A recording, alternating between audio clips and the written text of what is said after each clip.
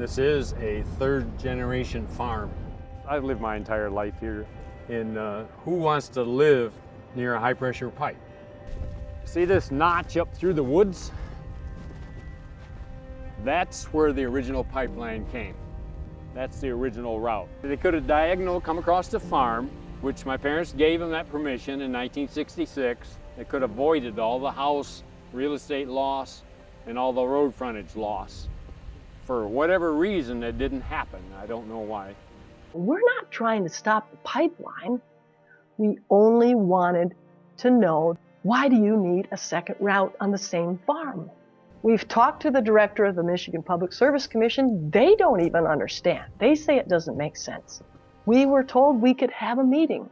We didn't get a meeting. Late spring, we chained ourselves to the excavator because we could not get anybody to talk to us. According to the Midlams, the existing pipeline route is shorter, runs through an abandoned road, and does not run past any homes, unlike the new route, which would affect their family's farmland. When I met the Midlams last summer, they were just finding out that the same pipeline project, which they've allowed on their family farm for years, is now requiring a second route on their farm for the same project. The Midlams are trying to understand why they can't use the existing route, and no reason's been provided, and we're not sure if a reason exists. This new second unnecessary route would add 7 homeowners to live in the thermal zone. If there ever were an explosion of the gas pipeline, and they do happen, it means everybody inside of that zone is likely incinerated. 218 feet each side of the pipeline, 536 feet wide. It causes economic injury over $1 million to 8 families. They agree to follow the existing route to the greatest extent possible. No other feasible, prudent alternative available. That's just not true. And that's where the original pipeline route is. And they could have followed that. It wouldn't affect the 7 houses or taken just under a mile of road frontage. We had never been and did not try to stop the pipe. We just asked them to follow the existing route where they had permission.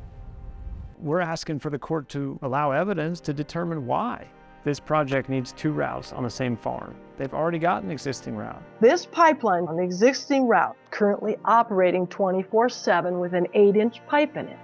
The new second unnecessary route is a 10-inch pipe. The easement is a 50-foot wide area. There's plenty of room for another 10-inch pipe to go alongside.